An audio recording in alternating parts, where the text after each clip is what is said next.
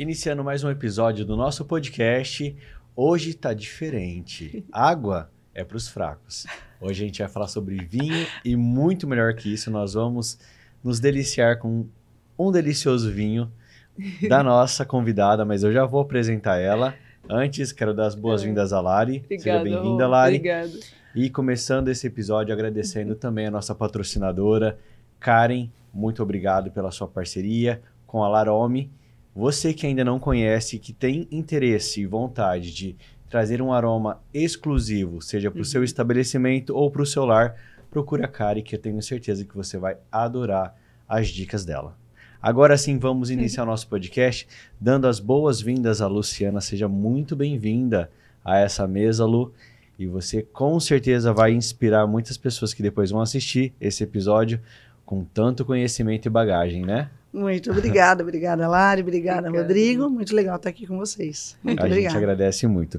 Lu, hoje a gente vai falar sobre vinho, vamos falar sobre experiência, sobre jornada, sobre propósito, né? Tudo que você, de uma forma figurativa, mas de uma forma real, traz na sua bagagem, né? É especialista, né, Lu? Exato. Legal. Então, para a gente começar conhecendo um pouquinho, né? Eu quero que você se apresente. Quem é a Luciana? Olha, a Luciana, né? A Luciana, eu me considero, e se vocês perguntarem para alguém também, isso que essa pessoa vai te falar, a Luciana é uma pessoa internacional, sem medo de se arriscar e que conseguiu conquistar bastante conhecimento nesse mundo afora. Provavelmente é isso que a pessoa ia se descrever, né? Ou me descrever. Eu nasci e cresci em São Paulo, né? E logo de cara, meus pais, a mim e meus irmãos, nos mandaram para uma escola alemã, apesar da gente ser italiano, né? De ascendência. Sim. Então, eu fui para uma escola alemã, aprendi alemão, e, na verdade, foi isso que abriu as minhas portas, tá? Era uma escola muito boa, mas você saber idioma, daí eu saí de lá sabendo 2 fluentes, né, inglês e alemão. Então, isso abre as portas, tá bom? E me formei engenheira em São Paulo mesmo, eu fiz uma parte da faculdade, parte da Universidade de Engenharia na Alemanha também, tive essa oportunidade. E logo entrei numa empresa multinacional automotiva, né? E, sendo parte dessa empresa, eu fui contratada na Alemanha por essa empresa, uma empresa enorme. E, sendo parte dessa empresa, a empresa me mandava para vários países para trabalhar, né? Então, eu sempre falo, eu ficava 3 dias, ou 3 semanas, ou 3 meses, ou 3 anos em um país. E, por conta disso, eu pude morar em 6 deles, mas eu trabalhei em 73 países. Né? Então, essa bagagem que você comentou vem daí. Sim, legal. E até mesmo aproveitando esse gancho, né, então você viveu, né, em 6 países e atuou em 73. Né? Em que momento dessa jornada internacional, agora a gente vem para essa questão que eu amo tanto, né? Em que momento é que você percebeu que você deixou de ser apenas a Luciana dessa experiência, dessa multinacional, e passa a, de fato, a transformar esse propósito em negócio? Legal, é muito, muito boa essa pergunta. Na verdade, ao longo da minha jornada, dentro dessa empresa automotiva, qual que era a minha área, né? E eu tive equipes em vários lugares do mundo, tanto locais como regionais, né? Então, eu era responsável por desenvolvimento da rede de concessionários e por treinamento. E eu comecei a perceber que eu tinha um talento em inspirar e assim, abrir o horizonte para as pessoas, né?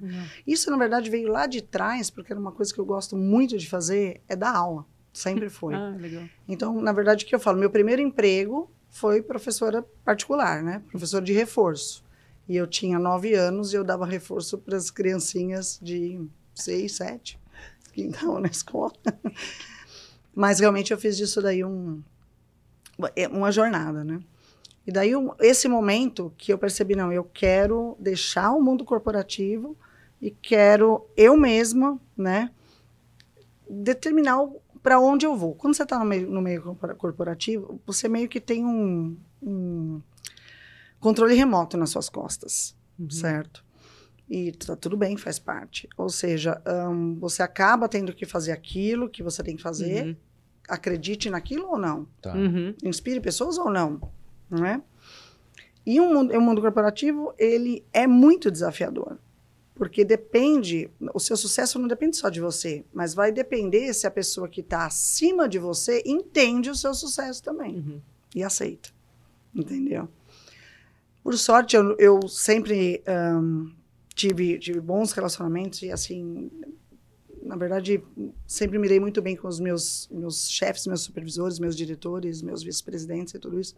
Né? Então, nunca foi problema eu me desenvolver na empresa. Mas chegou uma hora que eu não quis mais esse controle remoto atrás.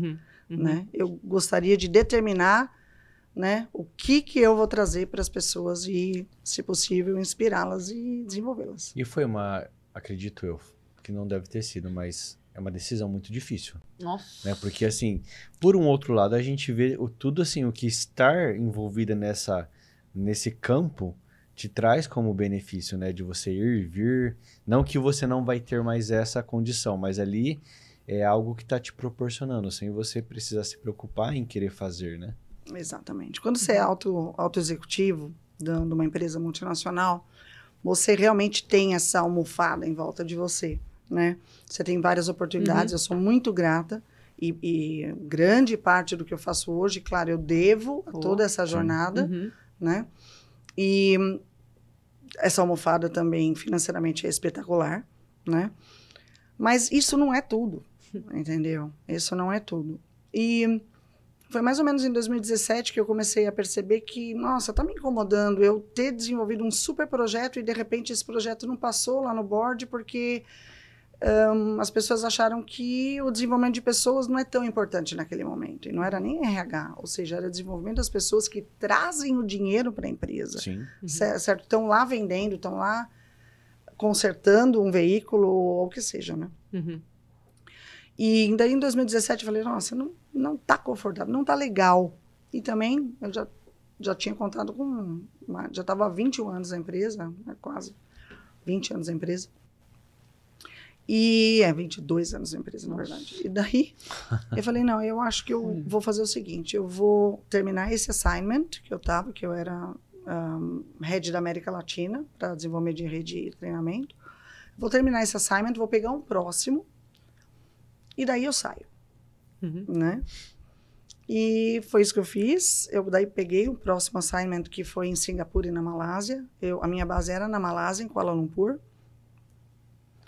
Então, nesse tempo, eu estava fazendo as minhas horas vagas, eu estava determinando o que eu queria fazer e como eu queria fazer, né? Você já foi planejando. Super, né? Imagina. Total.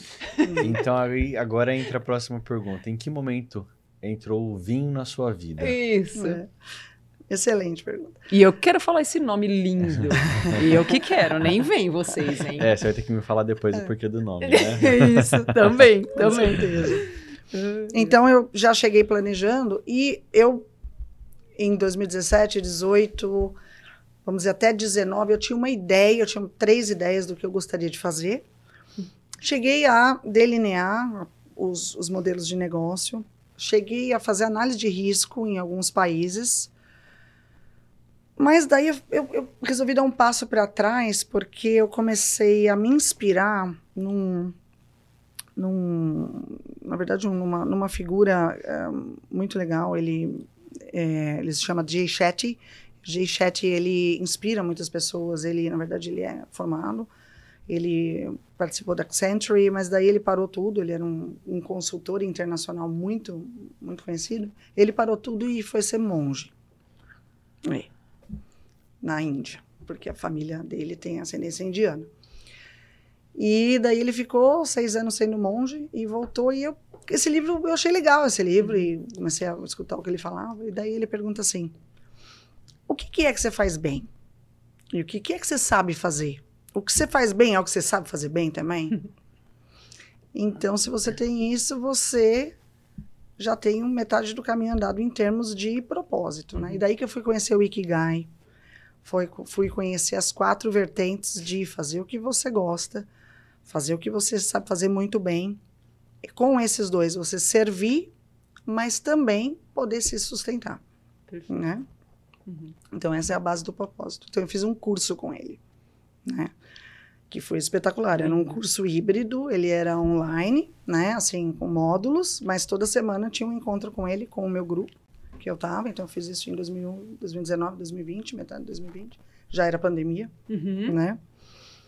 E daí eu consegui determinar, consegui ver, confirmar, né? Que eu queria trabalhar com pessoas, desenvolver pessoas, que eu queria dar aula, que eu queria passar tudo aquilo que eu já vi, eu queria passar para alguém que nunca viu, tudo aquilo que eu já tinha aprendido, eu queria ensinar para alguém que nunca teve esse conhecimento. Mas o que era que eu gostava de fazer, né? Então, como eu falei, da aula, eu gosto muito do meio internacional, eu gosto muito de idiomas, Uhum. e eu gosto muito de vinho. Legal. Porque eu transformei o vinho no meu hobby. Eu tenho 2 hobbies, né? Uhum. Um realmente é o vinho, né? Uhum. Entender o vinho, é tudo do vinho. E o outro é corrida de rua, né? Então, então isso ficou muito claro no fim desse curso, né? Então eu falei, ótimo, então eu vou trabalhar com uma escola de idiomas e vou trabalhar com uma escola de vinho.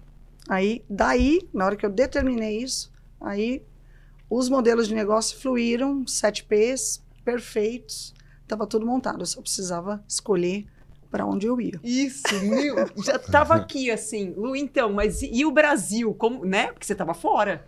Eu estava na Malásia. Exatamente. Isso mesmo, e preso na Malásia, né? Porque Sim. tava eu e meus filhos, minha mãe foi no começo, minha mãe guerreira, sempre foi comigo para tudo quanto é lugar, Uhum.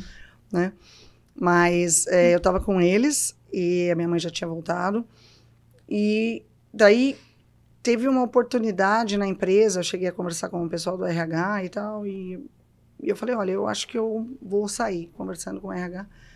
E eles falaram assim, bom, vai ser uma perda horrível, mas esse momento que você quer sair, na verdade, é até bom para você, né? Porque tinha todo um incentivo para se desligar da empresa na época. Então, assim, eles me ofereceram um monte de coisa para eu ficar, mas daí eu decidi sair.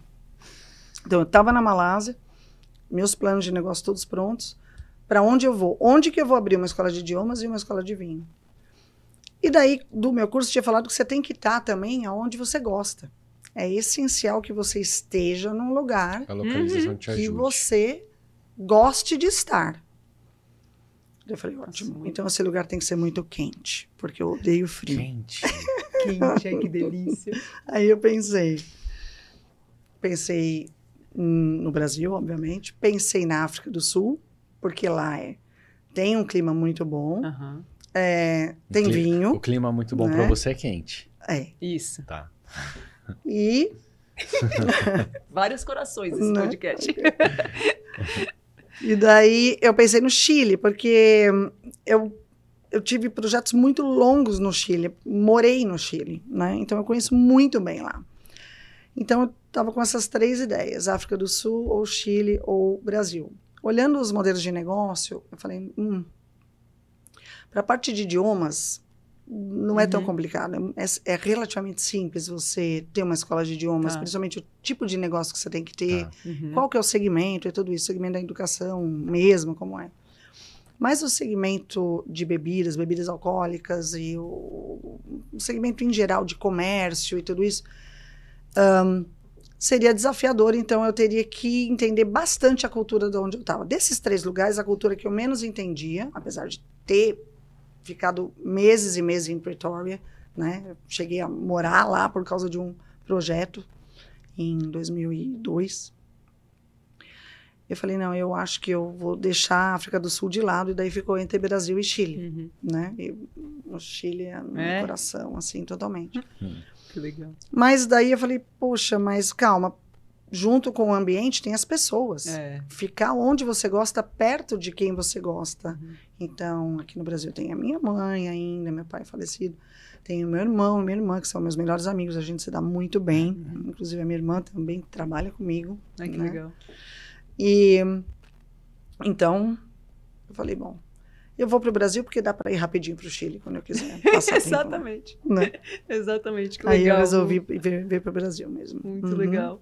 Ô, Lu, vamos entrar então um pouquinho nesse universo da Das Winehouse. Ai, que lindo. Nasceu com o propósito de desmistificar, né, o mundo dos vinhos e torná-lo acessível, né? Exatamente. Quais são os principais mitos que você enfrenta nos seus cursos e quais mais surpreende os alunos se conhecem esse universo? Legal, joia, Lari.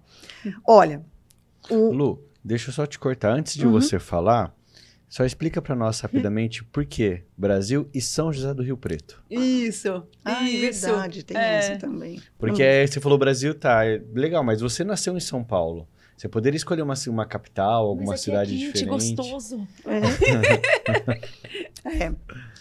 Sim, minha mãe e meus irmãos estão em São Paulo, na verdade a maioria da família está em São Paulo. Né? Eu mesma, quando eu estava aqui por conta da América Latina, eu ficava entre o Chile e São Paulo, então, né? Eu gosto muito de São Paulo, mas eu não suporto morar mais lá, certo? Porque você demora 1h30 para chegar em qualquer lugar, né? Então eu queria qualidade de vida. Nos lugares que eu morei, em todos os lugares que eu morei, não era tão simples assim ter qualidade de vida. Eu não vou mentir para vocês que os lugares que eu tive maior qualidade de vida foi quando eu estive na Alemanha e foi quando eu estive na Espanha, né? Então, só que o que acontece? Na Alemanha, a qualidade de vida para mim não estava ali por conta do frio, né? Daí eu pensei, não, a qualidade de vida é essencial para mim. Então, eu já descartei São Paulo e pensei em Curitiba. Foi a primeira ideia que me veio. E estava nessa ideia e tudo, acho que eu vou para Curitiba. E daí, como eu falei, era pandemia, eu já tinha definido, a empresa já tinha, apesar de ter me oferecido tudo, falou, não, pode ir embora, não tem problema, a gente vai te dar um incentivo para você ir embora e tudo isso. Daí teve um sábado de manhã que eu acordei, pandemia, né? Você lembra que era um monte de gente fazendo live e tudo, a gente lá na Malásia não podia, em vez de sair quando era lockdown, porque senão você tinha que pagar uma multa de $10 mil e tudo isso. Aí eu acordei um sábado de manhã assim, acordei por conta de uma live que eu queria ver do Brasil, porque daí 8 horas da manhã era 9 horas da noite anterior do Brasil. Acordei cedo, mas na hora que você está quase acordando, assim, veio na minha cabeça muito nítido, vai para São José do Rio Preto.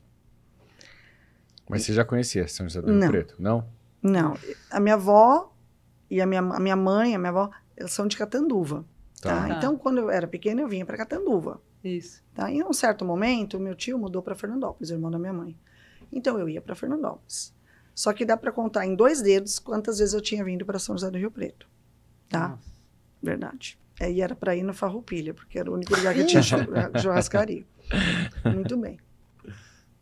Eu dei um pulo. Eu falei, como assim São José do Rio Preto? Né? Aí eu liguei para o meu irmão em São Paulo, meu irmão está bem colocado no mundo financeiro, no mercado financeiro. Ele é tesoureiro de Banco Internacional já há muito tempo, muito êxito. Falei, Luiz, eu acho que eu vou para São José do Rio Preto. Ele, nossa, que legal! Saiu essa semana que é a 3ª cidade de melhor qualidade de vida do Brasil. Eu falei, então, não é por acaso que eu pensei em São José do Rio Preto, né? Qualidade de vida. É quente. E daí eu fiquei sabendo por que eu estava pensando em Paraná também, porque Maringá é a segunda. Né? Então, assim, eu não conhecia essa estatística e ele que me contou, ele me mandou na hora, eu falei, tá, então é São José do Rio Preto. Tanto que eu cheguei no Brasil, quando eu cheguei de mala e cuia, né, com tudo, justamente vim com meu tio lá de São Paulo para cá, porque primeiro eu tive que ficar em Fernandópolis, porque eu não tinha casa, não tinha nada, aqui em Rio Preto, né? E ele entrou em Rio Preto para me mostrar, ele me mostrou toda a cidade. Eu falei, gente, parece que faz muito tempo que eu venho para cá. Legal, muito legal. Muito legal, Lu. E agora, Lu, agora sim a gente pode entrar na próxima pergunta, né? Exato. Quer que eu recapitule essa Sim, pergunta? por favor, Lari. Então, quais são os principais mitos, né, que você enfrenta nos seus cursos e o que mais surpreende os alunos ao conhecerem esse universo da Das Winehouse? O maior mito são as pessoas que acham que não vão entender do vinho. Não é nem assim, achar que, não, é muito chique, ou eu não sei se eu tenho roupa para ir, alguma coisa assim, que é muito comum você escutar isso aqui em São José do Rio Preto, né? Mas isso não é só aqui, isso é no mundo inteiro. As pessoas que, por ser um campo muito vasto, querendo ou não, é um campo muito internacional, não é? As pessoas acabam achando que não vão entender do que se trata, né? Então, elas chegam lá já falando assim, eu não vou sentir o aroma, eu não vou... Então, esse é um mito, né? Achar que está muito longe de mim, né? Está muito além do que eu sei. E não. Então, esse propósito eu vou ensinar para a pessoa ver que está muito próximo. Legal, né? muito legal. Maravilha. Perfeito. Ô, Lu, e você, além do ensino, você também atua como consultora enogastronômica. Exatamente. Isso. Como que você enxerga a importância de uma boa harmonização em restaurantes ou até mesmo na casa das pessoas que buscam essa experiência mais personalizada Com certeza. com o vinho? Com certeza. A harmonização é uma parte intrínseca do vinho, certo? Outro mito que as pessoas falam, por exemplo, é achar que o vinho não dá para tomar sozinho, ou o vinho sempre tem que tomar sozinho. Na verdade, existem vinhos que perfeitamente se pode tomar sozinho, outros a gente tem que harmonizar para a experiência ser muito melhor. Olha só, que legal. Tem que harmonizar, não é?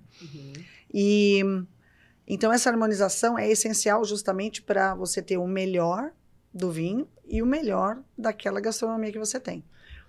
E então por isso que nos meus cursos sempre tem harmonização com os elementos respectivos do tema que eu estou dando o curso. Então, curso básico, harmonização básica com elementos básicos. Estamos fazendo um curso de Espanha, elementos que estão na cozinha espanhola. Estamos fazendo na Alemanha, elementos da cozinha alemã. Sempre. Legal. Tá? Por quê? Porque o vinho, na verdade, veio depois da comida. Não é? Nas regiões, claro que tem toda uma cultura gastronômica, e o vinho ele foi sendo vinificado ao longo da história, naquela região, para ficar o melhor possível quando consumido junto com aquela gastronomia daquela região. Uma pessoa que ela não tem condições, às vezes, de fazer um curso, de aprender um pouco mais sobre o universo dos vinhos, e até abrindo um parênteses aqui, vamos lá. Eu e o Paulo, nós participamos da harmonização recente que a Lu fez. Que delícia. E nós chegamos a uma seguinte conclusão, de que não existe vinho ruim. Existe vinho que não é bem harmonizado. Né? Ou vinificado, exatamente. Exato. Isso mesmo. E, então, assim, aí uma pessoa que ela não tem essa condição, mas que ela gosta de tomar vinho, que ela toma, assim, realmente sem entender. Qual que é a dica que você dá para ela não errar? Exatamente. Bom, o que eu falo no meu curso, e é isso que eu também passo em primeira linha para as pessoas, é que a gente tem que tomar o que a gente gosta. Também. O que acontece, Rodrigo, muitas vezes, é que a pessoa fala, eu gosto de vinho, mas eu não sei o que eu estou tomando. A partir do momento que ela sabe o que cada uva traz de propriedade, o que aquela região daquele vinho traz de propriedade, o que os fundamentos da viticultura, ou seja, do cultivo da uva, e os fundamentos da vinificação, quando é produzido o vinho, como que eles influenciam o vinho. Quando ela sabe isso, ela sabe distinguir, ali dentro do que ela gosta, o que é bom e o que não é. O que não necessariamente vai ser o que é caro e o que não é caro. Também, então, ela também aprende a identificar, né, se um bom vinho está precificado de acordo ou não.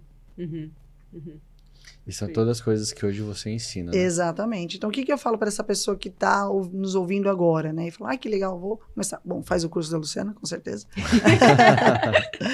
Mas começa a experimentar sistematicamente dentro do que ela pode comprar, tá? Então, hoje eu vou experimentar Cabernet Sauvignon. Hoje eu vou experimentar Merlot. Hoje eu vou experimentar Malbec. Eu já sei como é a Argentina, muito comum aqui na região, né? Então, eu vou começar a ver o Chile. Eu vou pôr uma garrafa de Malbec do Chile e uma garrafa de Malbec da Argentina. E ela vai... Então, se ela começar sistematicamente a expandir o que ela está enfrentando, sem medo de arriscar, sem medo de errar, não é?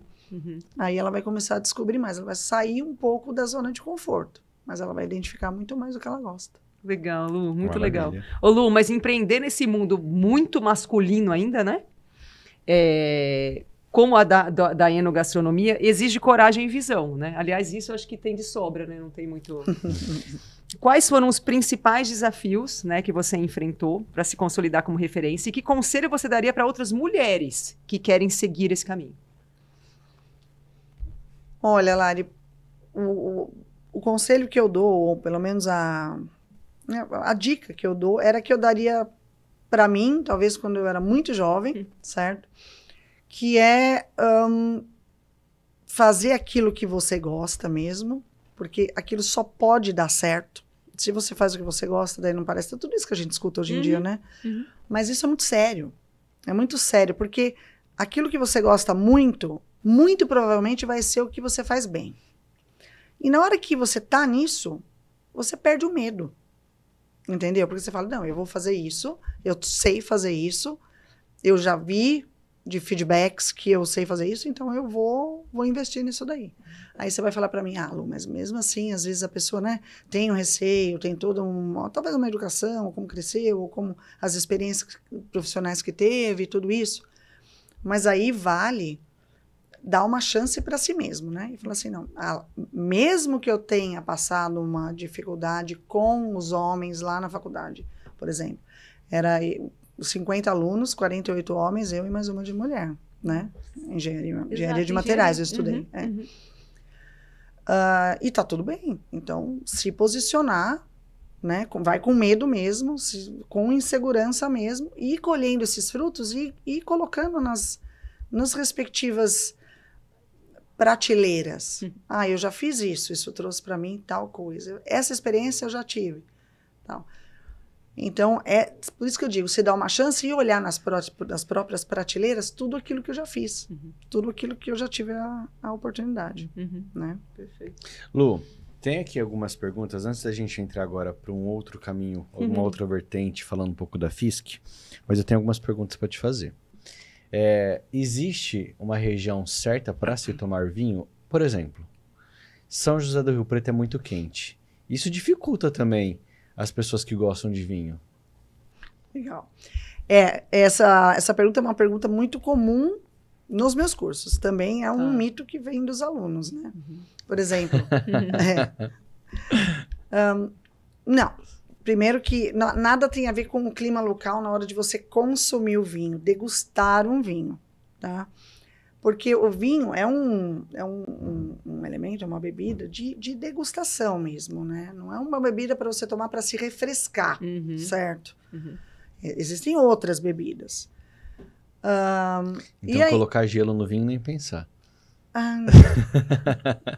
Não, na verdade não deve. Eu conheço vários. Não deve, mas é assim, vamos voltar para aquilo que cada um tem que tomar o que gosta. Isso. Tá bom? Então, assim, sem julgamento, sem nada. É que o gelo no vinho vai adicionar mais água. Exato. E então vai totalmente distorcer as propriedades daquele vinho que aquele enólogo e aquele viticultor tiveram tanto trabalho para fazer. E agora é a resposta, falando justamente nisso,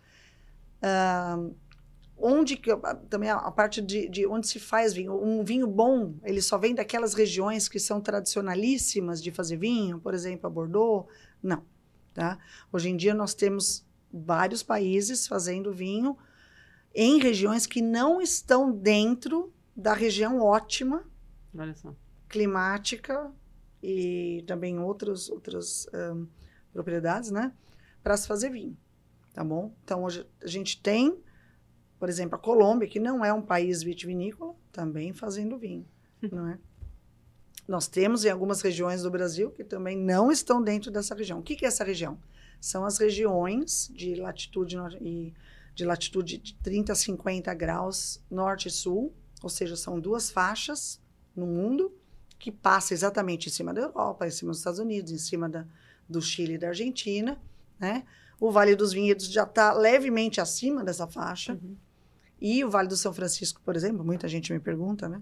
O Vale do São Francisco, lá no norte do país, está totalmente fora dessa faixa. Não tem 4 estações, nunca.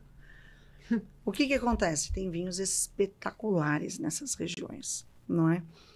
Lá no Peru, na Colômbia, vinhos espetaculares. Mas o que acontece? O viticultor, que é o cara do agro, e o enólogo, que é quem realmente faz o vinho, eles vão ter um trabalhão para fazer esse vinho, tá? Tem muito mais trabalho do que um viticultor e um enólogo nas regiões extremamente ideais para fazer vinho, certo? Então, assim, não tem regra, né? Existem facilidades ou dificuldades, né? Então, com certeza, quando eu estou lá na piscina, na minha casa aqui em São José do Rio Preto, quando faz 43 graus, né? Eu não vou abrir o vinho tinto. 43, tá? né? O vinho seguramente não vai ser tinto, mas ele vai ser um vinho refrescante. Existem vinhos refrescantes tintos, mas daí ele vai perder uma propriedade muito rápido se ele pegar aquela luz do sol enquanto eu estou na piscina. Então, eu vou preferir um vinho branco, o qual não vai perder essas propriedades tão rápido. Ou você entra na tua casa, liga o ar-condicionado e toma o tinto, Exatamente. Exatamente. Outra pergunta, aproveitando. A Luciana, ela deve ter tomado não sei nem quantos rótulos, né? Acho que nem você sabe, né, Lu? Deve saber. Eu parei de contar. Parou? Parei. É mesmo? Parei. Mas qual que é aquele que é seu preferido? Que você fala assim, se eu quiser tomar de novo, é aquele que eu vou escolher. Ai, Rodrigo, essa pergunta, ela não é respondível. Porque cada uva tem o seu charme, cada blend, que é uma mistura das uvas, né? Isso também é um mito, já vou contar. Também tem a sua razão de ser. As regiões europeias também. Então, é praticamente... Não dá para comparar um com o outro, certo? Então, no geral, é isso aí. Eu tenho as top 5 uvas preferidas e eu tenho as top 5 regiões preferidas, aí sim. Mas aquela uma ali, acho que, não sei, se existe algum sommelier, né? Vou dar uma dica, por exemplo. É claro que quando eu tomei Chateau Petrus ou quando eu tomei Chateau Margaux, durante toda a minha formação na International Sommelier Guild da Califórnia também eu tive essa oportunidade, mesmo viajando e nos eventos e nas reuniões que eu tinha corporativas, eu tinha acesso também aos vinhos mais incríveis do mundo, tá? Mas eles são espetaculares, são experiências únicas. Agora, a gente está falando do dia a dia, e é isso que eu quero passar para o meu aluno, né?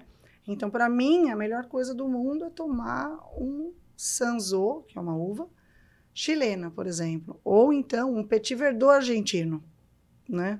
Ou então tomar um blend de Languedoc-Roussillon, que vai ser de Grenache, Syrah e Mourvèdre, por exemplo. Ou de Côte-Rhône, né? Então é isso que, tá vendo? Não dá para definir. Um vinho que combina com churrasco. O vinho que combina com churrasco, ele... Não interessa qual vai ser, se é um blend ou se é um varietal, mas ele tem que ser feito de uvas bem tânicas, bem doces e tintas, porque o churrasco tem muita gordura e proteína. Então, a melhor experiência do churrasco você vai ter com um vinho bem encorpado. E o que dá corpo ao vinho?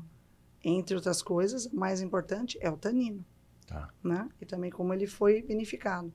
Então, por que todo mundo fala, eu vou tomar um vinho com um churrasco e vai ser um Malbec? Porque a Malbec é super encorpada, é uma uva super encorpada e tem bastante tanino.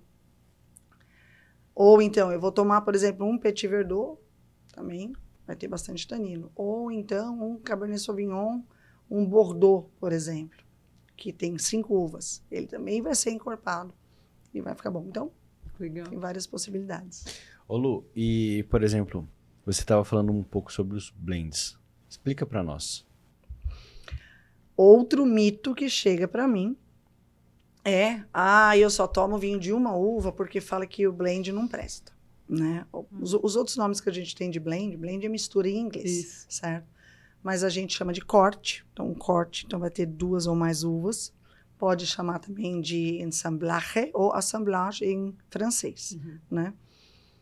E então é um mito enorme falar que o vinho de uma uva só é muito melhor que o blend. Isso não é verdade. Existem varietais de uma uva só, espetaculares, e os blends também são maravilhosos. Acontece que o enólogo tem muito mais trabalho com o blend. Ele tem que fazer muito mais provas. É o dobro de provas, o dobro de proporções. E o enólogo faz isso porque a característica de uma uva vai completar a outra, e a outra, e a outra, fazendo com que a experiência entrada, meio palato e final seja mais balanceada. Então, a experiência que você tem com um blend, ela é única, porque aquele enólogo fez aquele vinho daquele jeito para atingir aquela experiência. Que incrível. E isso encarece mais o vinho? Ou não necessariamente? Não necessariamente. O que encarece o vinho está diretamente ligado com duas coisas. O rendimento de safra, ou seja, o quanto que aquele vinhedo rendeu, certo? E quais são os custos, né? Despesas e receita que esse rendimento daí acabou levando a ter. E a reputação daquele vinho. Então, no geral, são essas duas coisas. Rendimento de safra e reputação daquela vinícola ou região. Tá? E isso, sim, vai definir a precificação do vinho. Quanto mais trabalho aquela vinícola teve para ter aquele rendimento de safra, aí, claro, maior é o custo. Que é no caso de lugares que não são tão propícios ao vinho, à uva, né? Isso, então, isso sim seria um motivo para se encarecer. Encarecer o vinho. Tá. Ou, então, alguma intempérie daquele ano, por exemplo. Né? Logo que começou a guerra da Ucrânia, muitas fronteiras foram fechadas ali no leste europeu. A região da Bordeaux, na França, que faz os blends mais incríveis do mundo, e aí que a gente tem os mais caros, né? E de melhor reputação também, eles dependem totalmente dos trabalhadores temporários da Bulgária e da Romênia para fazer a colheita. Como algumas fronteiras foram fechadas naqueles anos, né? Então 2018, 2019, a Bordeaux ficou sem mão de obra para a colheita. Então o rendimento de safra foi o pior. E isso encareceu ainda mais os vinhos. Né? Então, cada safra é uma safra e os fatores não são necessariamente previsíveis. Exatamente. Maravilha. E, por fim, o que o vinho mais te ensina? O vinho, a uva, todo esse processo. O que eles mais te ensinam? Me ensina que o que eu, na verdade, me confirma, né? Que, primeiro, tudo que é bom tem seu tempo. Né? As coisas boas levam tempo. Tem um ditado em alemão que fala, alle gute Dinge sind drei. Ou seja, tem que acontecer 3 coisas num certo período para aquela coisa ser boa, né? E me confirmou também que conforme o vinho vai envelhecendo, se ele foi bem vinificado, ele vai envelhecer espetacularmente. Se a vinificação dele foi uma vinificação simples, ou às vezes, eventualmente falha, né? Ou sem uma atenção, sem um investimento, esse vinho não vai ter longevidade. Ele não vai envelhecer bem, ele pode passar de uma hora para outra. Então, você está vendo como é importante a gente, desde o começo, né, em tudo, investir tempo, fazer as coisas direito. Eu sempre falo para meus filhos, olha, vocês têm que fazer as coisas direitinho para ninguém precisar corrigir elas para vocês, né? Então, uma boa vinificação ensina, vamos investir tempo e atenção na vinificação para esse vinho ser longevo. É isso que acontece com o Chateau Margaux, por exemplo, né? E isso me ensina também que o vinho, ele não é para estar aí para mitos, ele tem que quebrar mitos, né? Por exemplo, todo mundo chega para mim e fala assim, Elô, a rosca, o fecho de rosca é só para vinho barato, não é? Só para vinho que é ruim, não é? De jeito nenhum. Olha isso. De Eu jeito aprendi nenhum. isso na aula. Quem inventou o fecho de rosca foram os australianos. É uma cultura super prática, super eficiente, super efetiva, né? E eles falaram, para que eu vou pôr um fecho de uma rolha de cortiça, né, das árvores mais caras lá de Portugal? Para que eu vou pôr essa rolha nesse vinho se ele está pronto para beber e na hora que eu comprar eu quero abrir? Eu vou pôr um fecho de rosca, né? Vou pegar ele aqui embaixo, ó, e abrir aqui embaixo. Meu Deus! E aí, abrir o vinho, Ela sabia que eu não sabia que era assim. Ela sabia. Eu já sabia, porque eu aprendi lá. Isso. Porque eu não fiz ainda. Exatamente. A gente está tomando um vinho uruguaio, é um corte. Não, esse é um Merlot, desculpa. É um vinho do Uruguai. É um Merlot varietal 2022. A série se chama Faisán, que é o fazão, né? Mas é do grupo Traversa. É um grupo espetacular uruguaio, um dos maiores grupos vitivinícolas lá do Uruguai. Eles têm várias linhas. Essa é uma linha de entrada, num preço, razão para preço, que a gente ensina no curso, muito boa, né? Preço espetacular, que você pode perfeitamente degustar, e não importa o fecho de rosca, não importa a precificação, não importa se ele é uma linha de entrada. Tá? Então, olhar não dá. Para olhar o aroma, não. Sinta o aroma.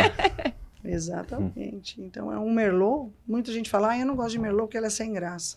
A Merlot, ela é muito discreta. Só que ela é importantíssima justamente nos blends da Bordeaux, por exemplo, porque é ela que vai equilibrar, ela no seu discreto, ela vai exaltar, enaltecer as outras uvas com que elas têm de melhor. Ô Lu, e por que aqui o movimento? Porque a gente já tira da garrafa, é um 2022, não precisa decantar, não precisa aerar, mas a gente acaba fazendo com que o vinho receba né, mais oxigênio, porque conforme a gente agita, a gente vai fazer com que as moléculas de ar entrem melhor, né, se dissipem dentro do vinho, né, dando essa primeira oxidação, fazendo com que o vinho floresça nesse momento. Né? Quais são as propriedades dele? Bom, vamos lá. Então, se a gente analisar primeiro a parte visual, a gente vai ver que ele é um rubi intenso, né, no núcleo, e aqui, onde está fazendo o contato com a taça, ele já tem uma borda que cor, Lari? É meio amarronzado? Exatamente, parabéns. Tá. O que isso quer dizer? Quer dizer que... E o medo de errar, né? A Merlot, ela, sendo uma uva discreta, mas ela traz corpo, ela pode ser vinificada tanto de médio corpo quanto encorpada, ela envelhece muito bem, né? Então, esse vinho é um 2022, e a gente já percebe que já está em processo de envelhecimento, porque a borda começa a adquirir essas tonalidades castanhas ou terracota. Um vinho jovem, né? Assim, do ano passado, ele não vai ter essa borda, ele vai ter uma borda rosada. É um vinho tinto. E ele chora bastante.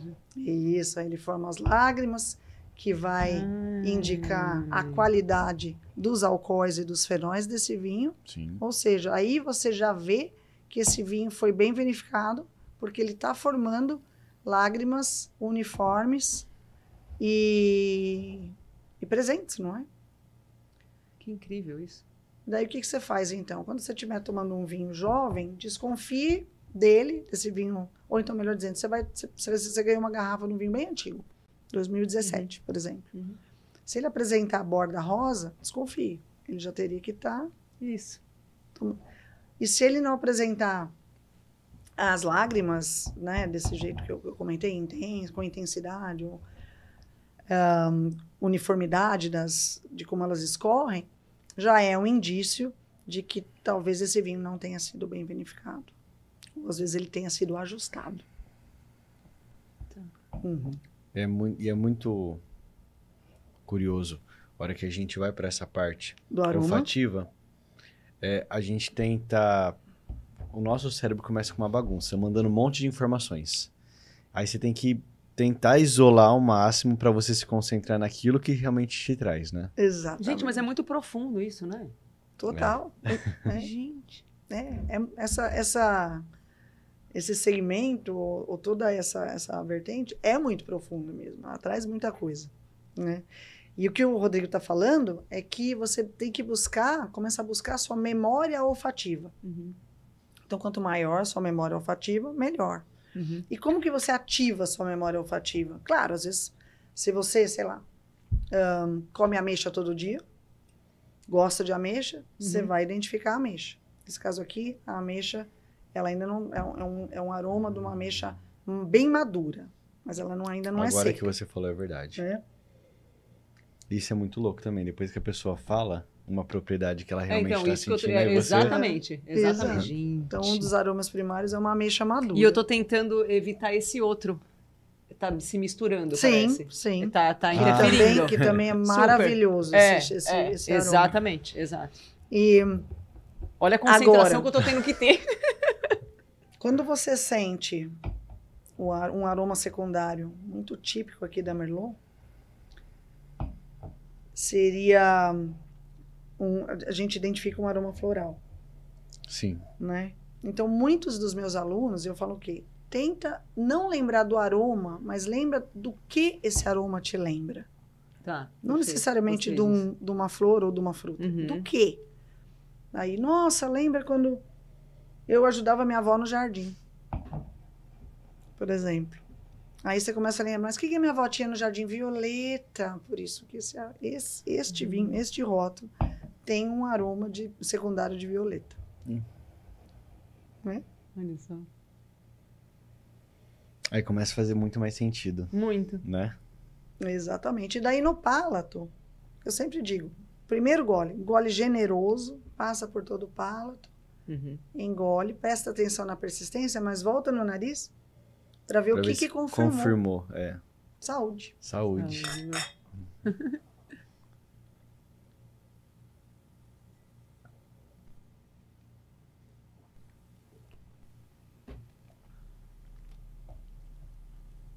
O Nossa, Fábio, ele é muito que tá bom. atrás aqui, ele tá desesperado. Ele queria muito estar nessa mesa, não queria, Rô? Com certeza. Nossa, ele é muito bom. Isso, ele confirmou a ameixa madura totalmente. Totalmente. E ele, depois que a gente engole, ele fica muito leve. Ele não fica pesado, ele não amarra.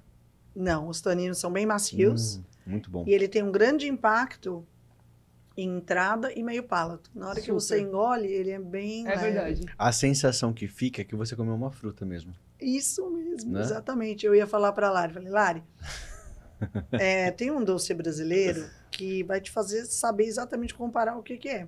E o que vai também é a ameixa madura na calda. Tá. Que Você sabe? Ah, é o manjar. Agora vê. Gente! Vê agora. Que incrível. É totalmente.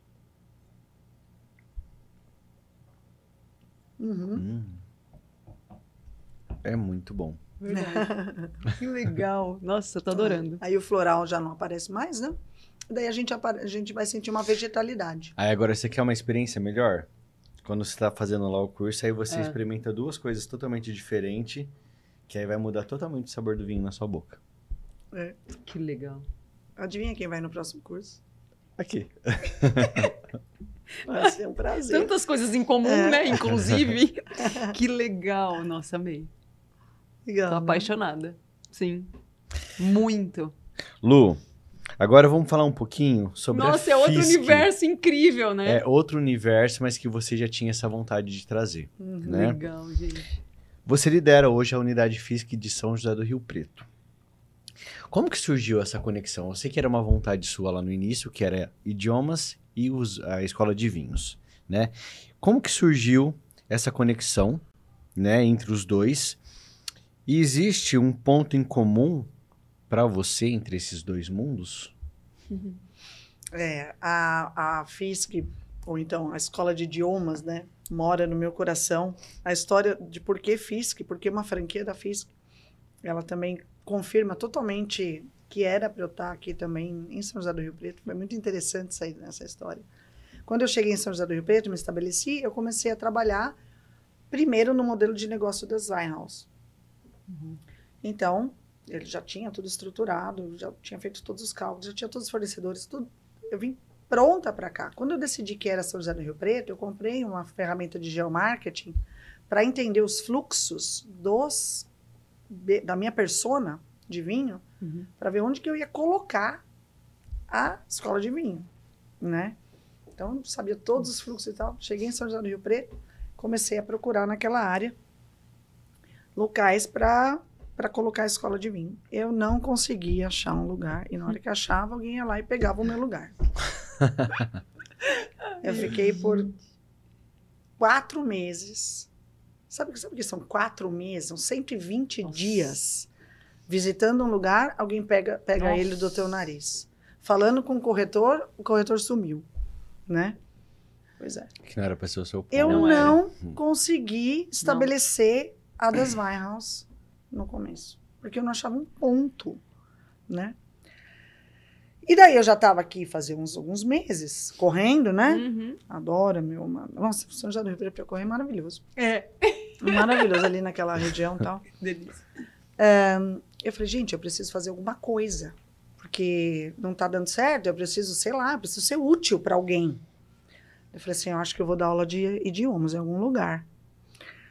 Aí eu sentei no meu sofá e falei assim, deixa eu ver para quem eu vou escrever, para a FISC. E assim, tipo, FISC nem fez parte do meu passado, porque quando eu tava no fim da faculdade e no início dessa minha carreira, que foi na empresa, na subsidiária do Brasil, dessa empresa, aqui, eu dava aula de idiomas. Eu dava aula de alemão e inglês, na Wizard.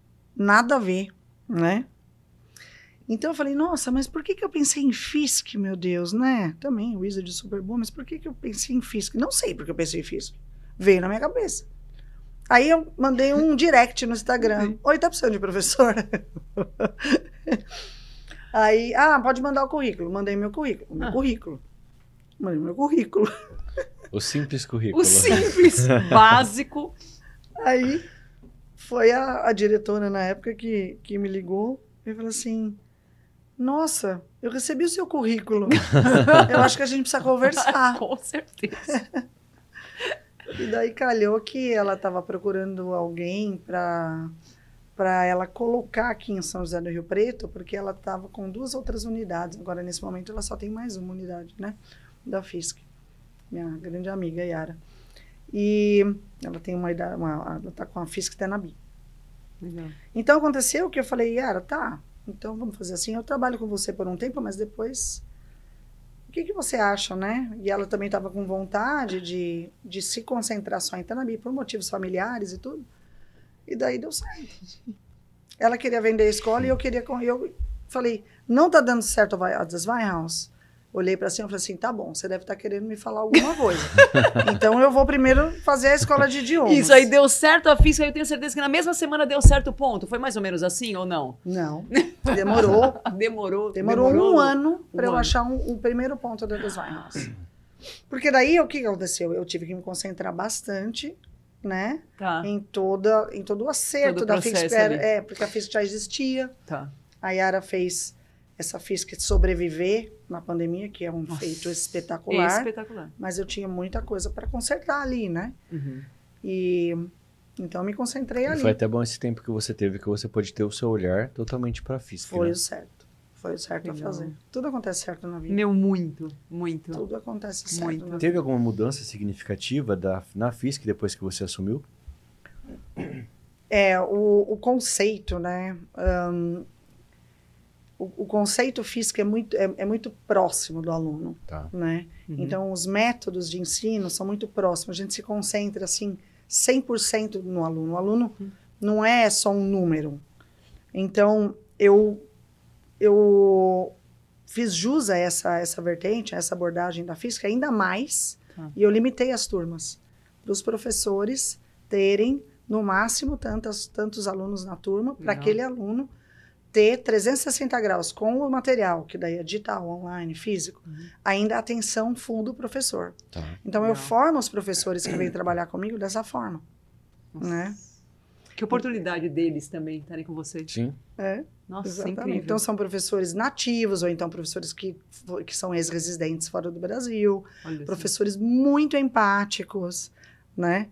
Que falam, que aprenderam... Todos os meus professores aprenderam o idioma eles mesmos aprendendo, né?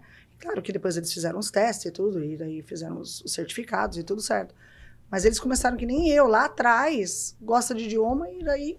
Mas você tem isso muito no teu coração também, né, Lu? Aquilo que você começou falando, de você teve a oportunidade de estudar numa escola que você saiu com 2 idiomas e o quanto que isso te abriu oportunidades, né? Então você tenta trazer isso para os teus... E dar isso para alguém, É porque o universo é assim, né? É O que você recebeu, você tem que dar.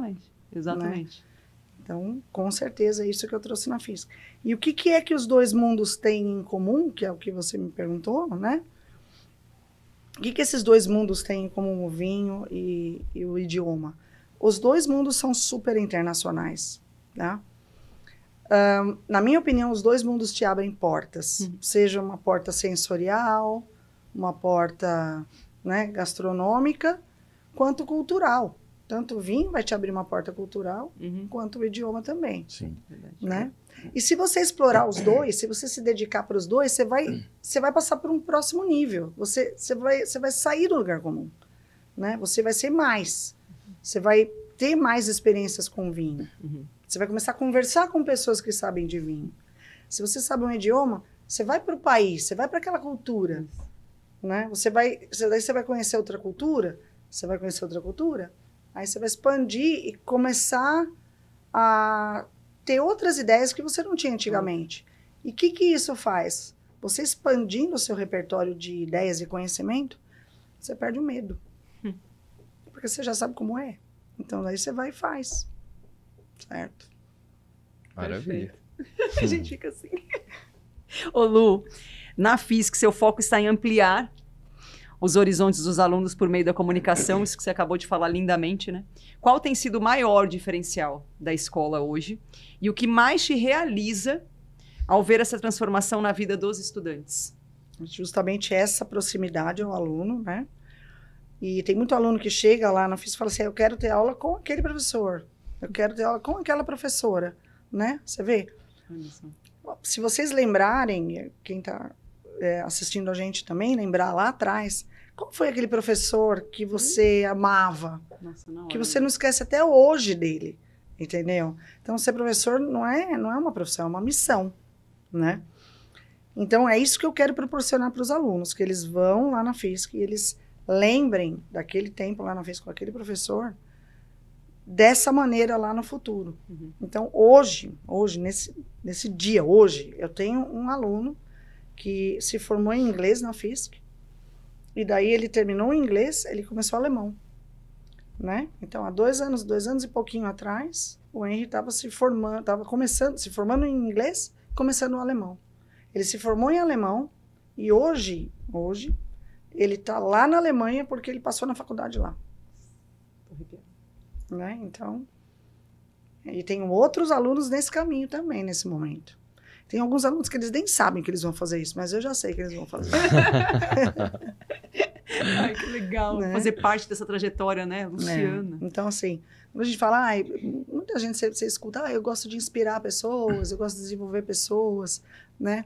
Mas inspirar, desenvolver, também tem a ver de chegar e falar para ele, olha, faça isso que você nem sabe que você quer fazer, mas faça. Qualquer coisa, eu tô aqui atrás, né? Então, quando eu falava isso para meus funcionários, falo isso para meus filhos. Vai, faz, eu tô aqui. Se você cair para trás, eu vou te pegar. Pode ir, né?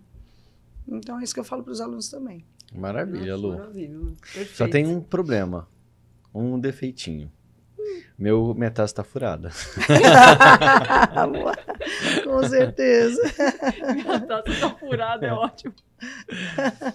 Lu, mas brincadeiras à parte, assim, foi delicioso o nosso bate-papo. Eu amei também, adorei. Foi muito bom. Amei. E aí a gente começa, as coisas começam a fazer mais sentido ainda, né? Pela questão de você ver uma pessoa forte como você. Acho que já te falaram isso, né? Pela tua vivência, por tudo que você passou. Você tem essa energia de força, né? Muita. Então, assim, isso faz total sentido.